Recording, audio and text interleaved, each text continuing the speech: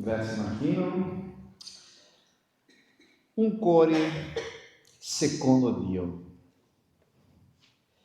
Dio si serve di una persona che ha un cuore obbediente a Lui, che è disposta a fare la sua volontà, che ha un cuore vicino al suo cuore, rassegnato, sottomesso, impegnato e fedele alla missione che Egli affida ad ogni persona che chiama.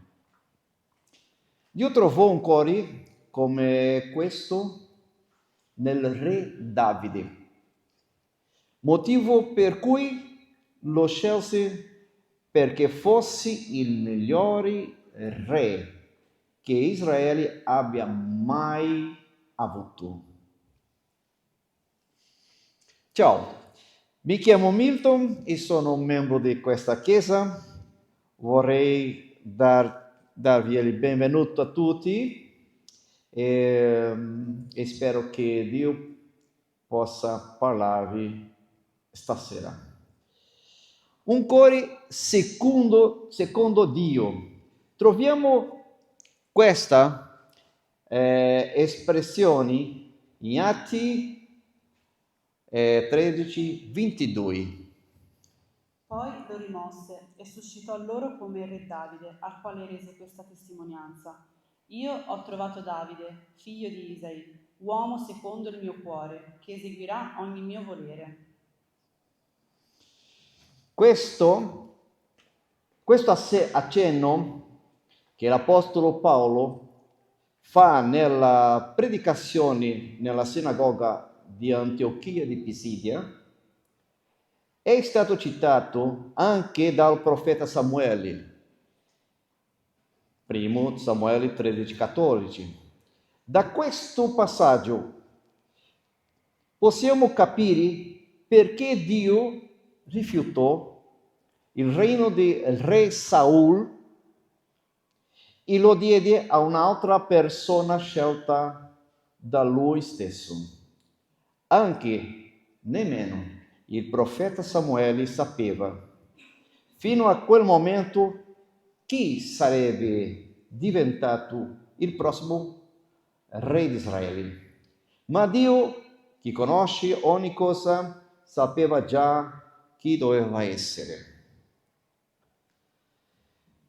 Qui sarebbe importante spiegare perché Dio rifiutò il re Saul come re di Israele.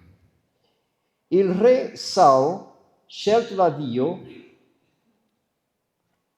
per governare Israele, aveva iniziato bene il suo regno, ma a un certo punto iniziò a ignorare ciò che Dio aveva affidato. Parliamo un po' della decadenza e del peccato del re Saul. Nella guerra contro i Filistei, Saul era sul campo di battaglia con i suoi pochi soldati schierati davanti ai Filistei, suoi nemici, che erano almeno 10 volte più numerosi, e aspettava che Samuele offrisse un olocausto al Signore prima di andare in guerra, poiché il profeta Samuele era in ritardo, commise il peccato di offrire lui stesso l'olocausto al posto di Samuele. Poi, quando ebbe finito di offrire l'olocausto, arrivò Samuele. E osserviamo attentamente cosa dice la parola in questo esatto momento. 1 Samuele 13, 11 a 14.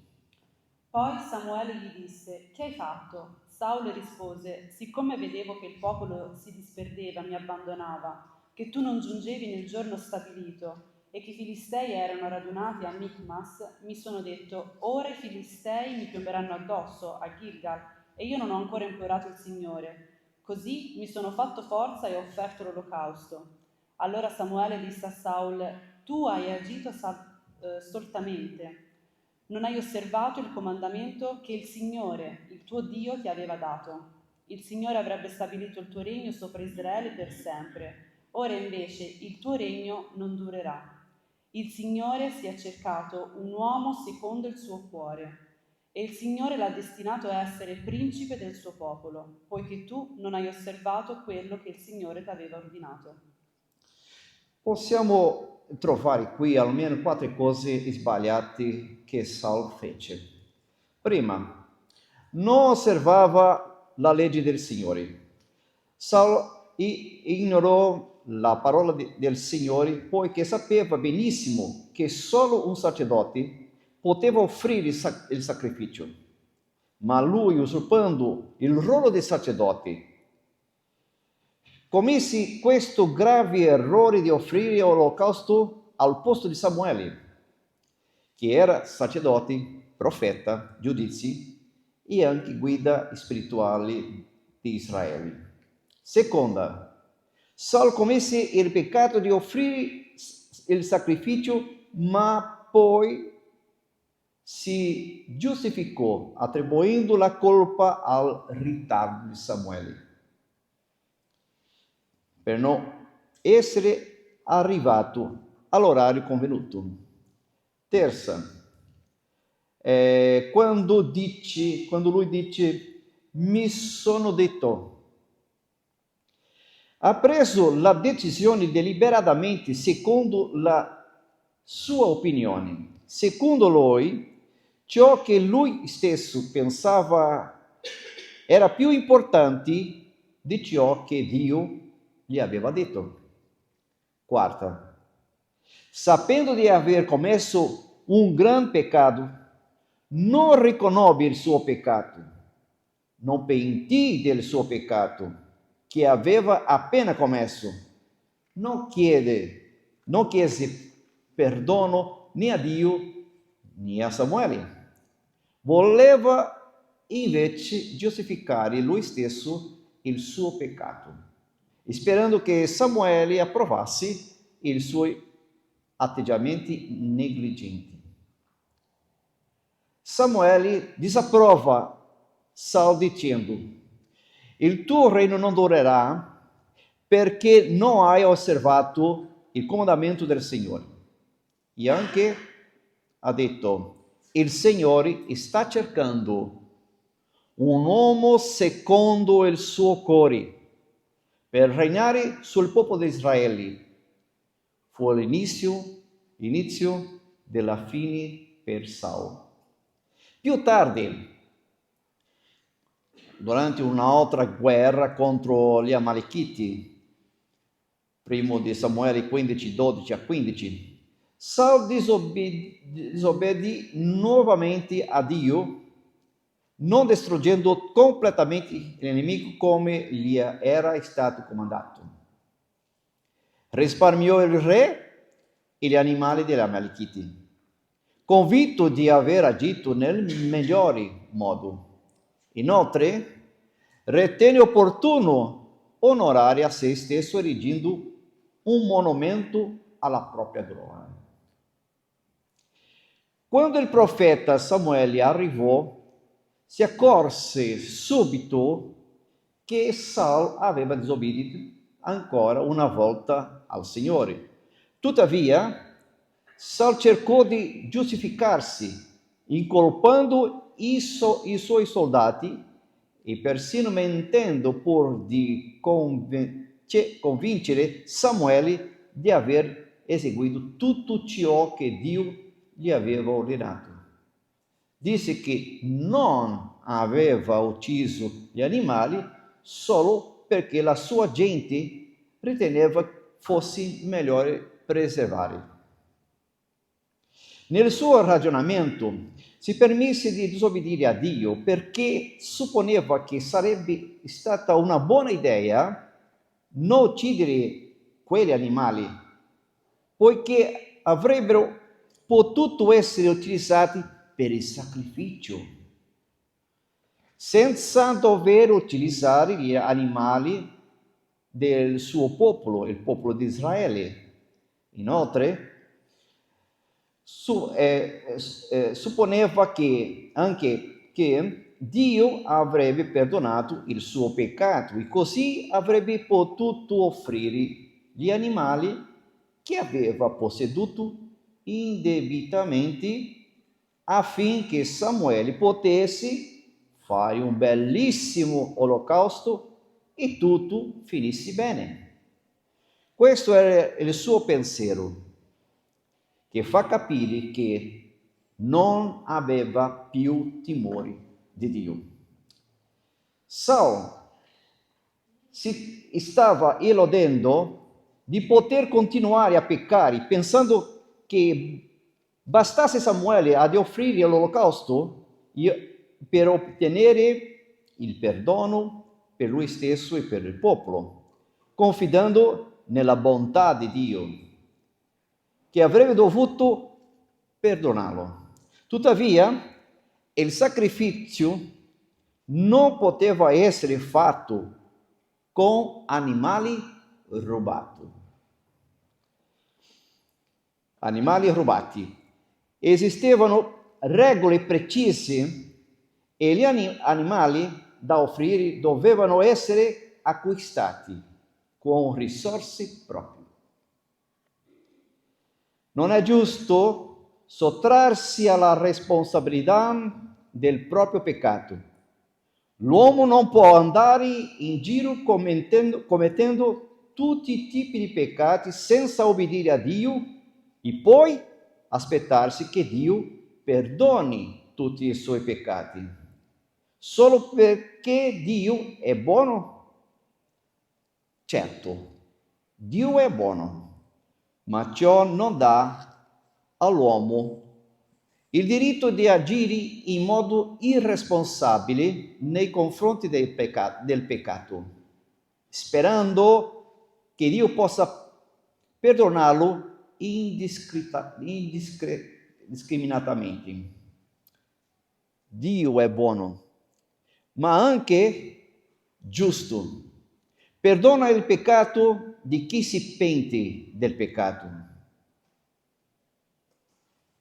Il pentimento è un cambiamento di atteggiamento, è l'armonia della mente e del cuore dell'uomo che ha peccato nel volersi avvicinare con decisione a Dio, rivolgendosi a Dio motivato dal suo amore per Lui, con un sincero desiderio di allontanarsi dal peccato e di obbedire ai suoi comandamenti.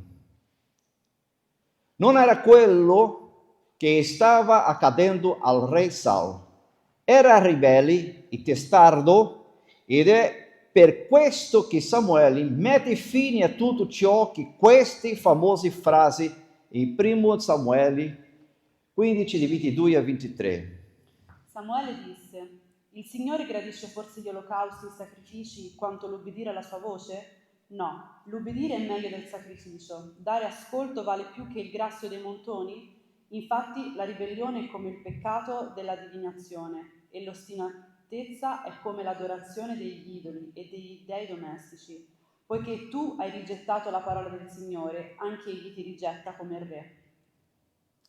Saul era ribelle e ostinato e camminava nel peccato senza pentirsi, senza cambiare atteggiamento, senza preoccuparsi di quali sarebbero state le conseguenze dei suoi peccati.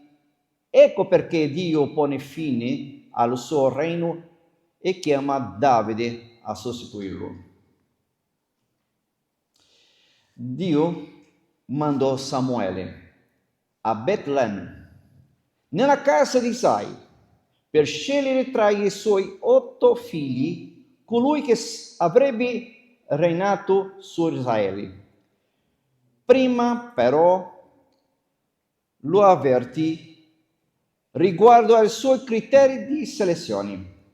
Il criterio di scelta di Dio è diverso di quello umano. Mentre l'uomo guarda l'apparenza, Dio vede il cuore. E disse che avrebbe fatto comprendere a Samuele il prescelto. Così Isai presentò a Samuele i suoi primi 7 figli, ma il più giovane, Davide, era rimasto nei campi a prendersi cura delle pecore del suo padre. Quando Samuele capì che nessuno di quello era scelto di Dio, chiese di far chiamare anche il figlio più giovane, Davide. Dio, che vedeva il cuore di Davide, fece comprendere a Samuele che era lui, l'uomo prescelto. E in quanto sarebbe stato l'uomo secondo il cuore di Dio, allora Samuele lo unse come il futuro re di Israele. 1 Samuele 16,7. Ma il Signore disse a Samuele: non badare al suo aspetto né alla sua statura, perché io l'ho scartato. Infatti il Signore non bada a ciò che colpisce lo sguardo dell'uomo. L'uomo guarda l'apparenza, ma il Signore guarda il cuore. È così che Davide fu scelto re. Dio lo chiamò mentre era impegnato a pascolare le pecore. Questo ci fa pensare a ciò che tante volte si ripete nella Bibbia. Dio chiama chi si impegna. È stato così con Davide. È stato così anche con i discepoli di Gesù e con tanti altri personaggi biblici. E possiamo vedere che fin dalla tenera età Davide dimostrò che il suo cuore era con Dio. Ad esempio, quando Saul fu attormentato da un spirito maligno, gli suggerirono di chiamare Davide, che era un eccellente suonatore di arpa. Quindi mandarono a chiamare a Davide e mentre lui suonava l'arpa, Saul si sentiva completamente sollevato. 1 Samuele 16:23. Un altro esempio lo vediamo quando Davide visitò i suoi fratelli che si trovavano in linea della battaglia contro i Filistei. Giunto sul luogo, sentì il gigante Golia, alto di 3 metri, che stava sfidando l'esercito di Israele, chiedendo un uomo che lo affrontasse a nome del loro popolo, il popolo di Israele. Davide si offrì volontario per combatterlo e, come sappiamo dalla storia, quando si trovò di fronte a Golia, proclamò che lo avrebbe sconfitto nel nome del Signore. E così fece. 1 Samuele 17:45. La differenza di forza fisica e di abilità di guerra tra i due era enorme. Tuttavia il più debole sconfisse il più forte.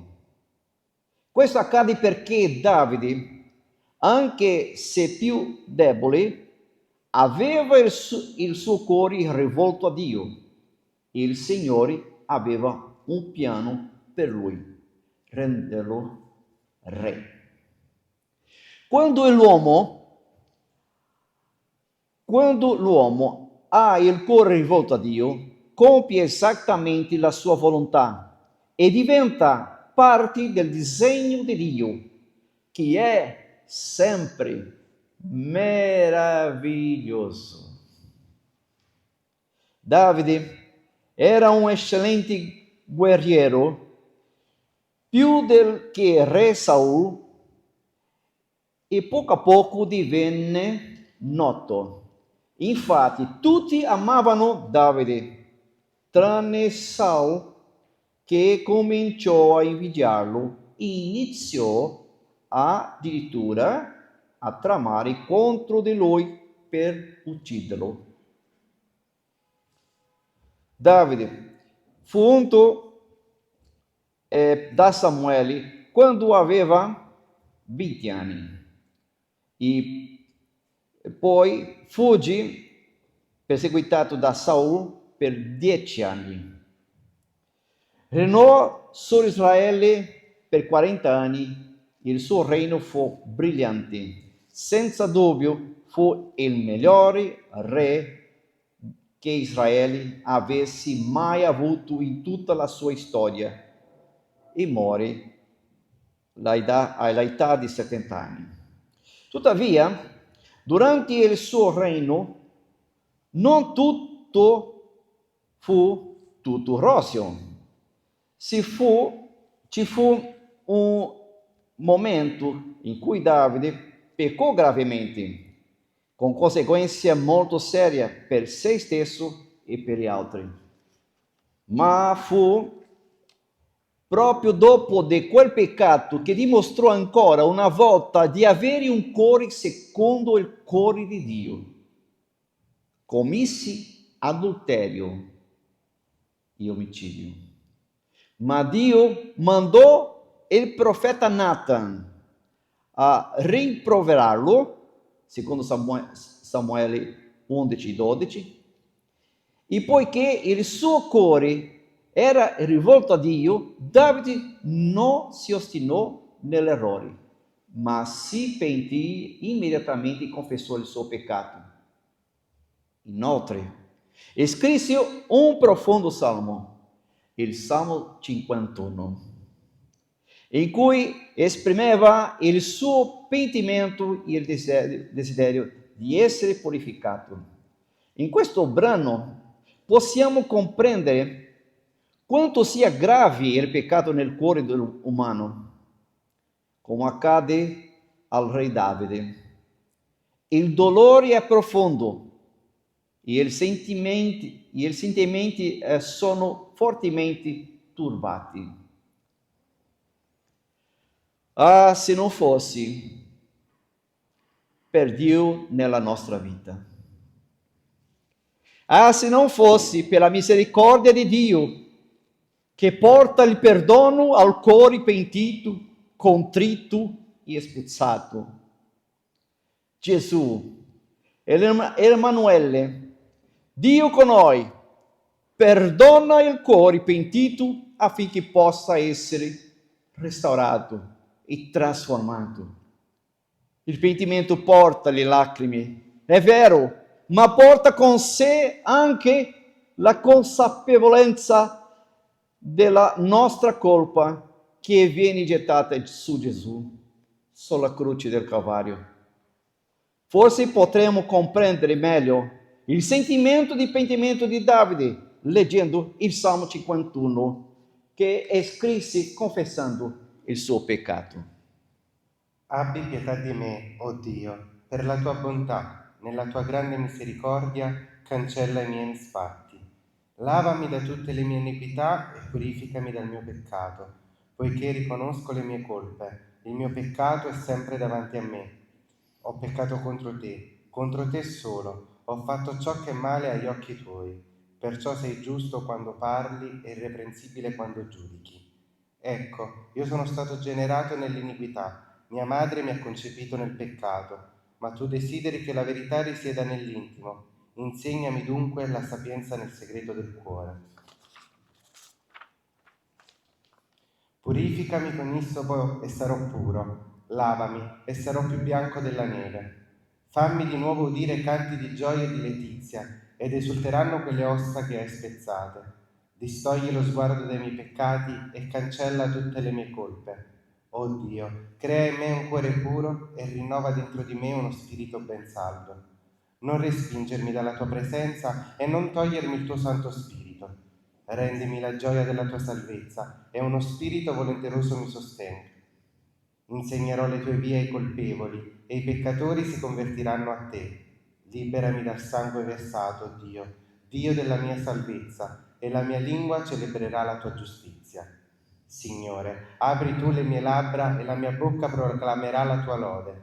Tu infatti non desideri sacrifici, altrimenti li offrirei, né gradisci olocausto. Sacrificio gradito a Dio è uno spirito afflitto. Tu, Dio, non disprezzi un cuore abbattuto e umiliato. Fa del bene a Sion nella tua grazia, edifica le mura di Gerusalemme. Allora gradirai sacrifici di giustizia, olocausti e vittime arse per intero. Allora si offriranno tori sul tuo altare.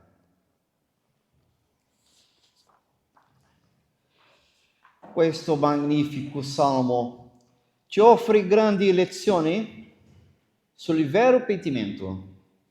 Possiamo anche comprendere come il cuore di un vero servitore di Dio possa rimanere obbediente a Dio, in ginocchio, facendo la sua perfetta volontà, anche se pecca, perché nel riconoscimento del peccato, nel pentimento, nella confessione, troverà in la mano tesa di colui che ci sostiene, che ci perdona,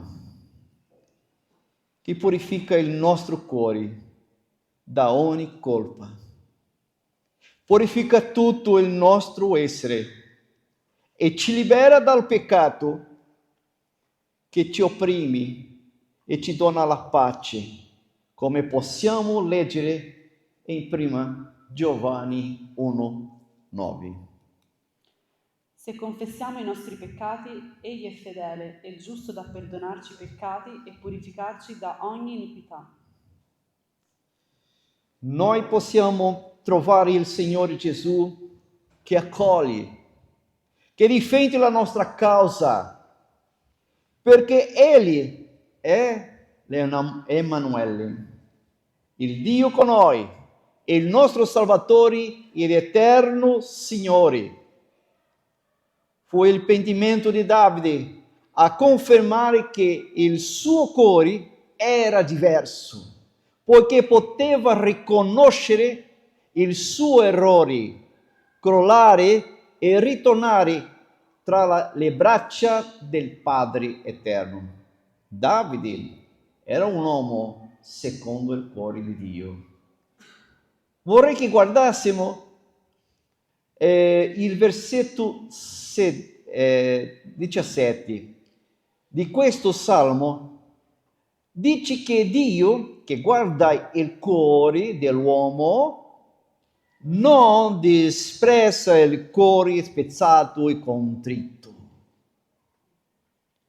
Questo è il cuore che Dio vuole per lui, un cuore sempre disposto ad obbedire, un cuore contrito e umiliato, che non ha spazio per orgoglio, un cuore che si umilia, che si pente, che torna alla pratica delle sue prime opere, che ritorna al suo primo amore, che ritorna all'intimità con Dio, che si sottomette completamente a Dio.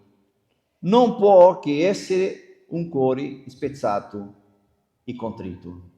Dio non disprezza questo cuore, anche quando pecca, perché non cerca giustificare il suo errore, non cerca di scaricare sugli altri la sua colpa, non cerca di onore per sé, non irrigidisce il collo dicendo di non aver fatto niente di sbagliato, ma è quel cuore che anche quando pecca si piega, non resiste a Dio, che ammette il suo errore, che confessa, che è triste per quello che ha fatto, che è pronto ad abbandonare il suo errore, che si rompe, che si mette interamente sotto l'autorità della parola di Dio per correggere le sue vie e vivere alla presenza di Dio in obbedienza a Lui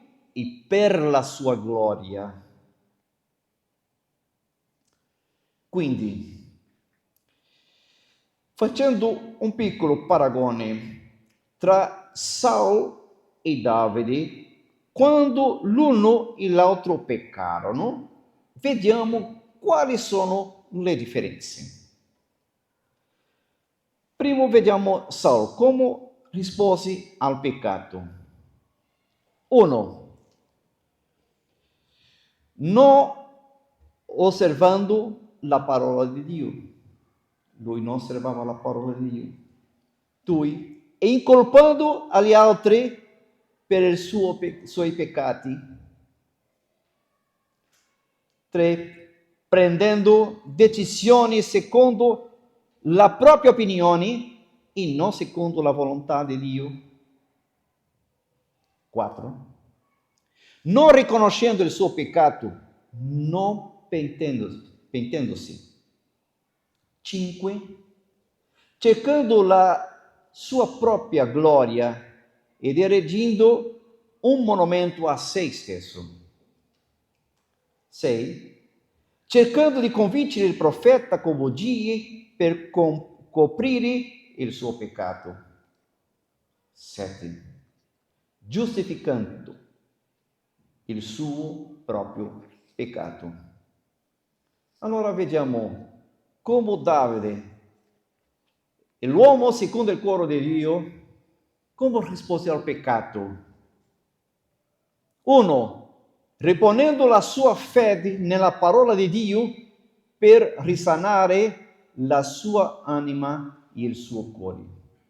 2. Assumendosi la responsabilità del suo peccato. 3. Consultando Dio prima di agire. 4. Riconoscendo il suo peccato, si pentì e chiese perdono. 5. Aveva un cuore umile e cercava la gloria di Dio. 6. Davide pregò Dio di guidarlo nella verità. E 7. Confessò i suoi peccati. Diverso, no? E mantenendo un cuore come quello di Davide, che permettiamo l'azione della parola di Dio e alla potenza dello Spirito Santo di trasformare la nostra vita secondo il disegno di Dio. In conclusione, con cuore sottomesso a Dio, secondo il cuore di Dio e con fede nella parola di Dio, sperimenteremo la vera trasformazione del nostro carattere.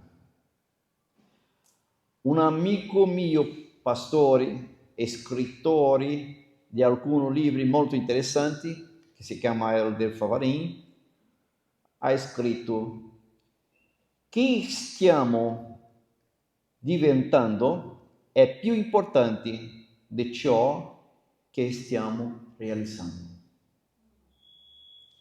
Nella nostra vita spirituale dobbiamo diventare migliori di prima, permettendo la trasformazione totale del nostro cuore.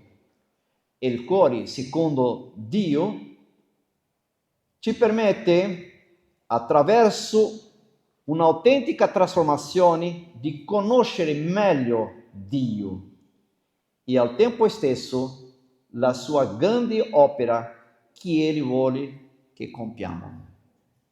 È essendo fedeli nel poco che Dio ci utilizzerà in grandi cose. Che Dio ci benedica.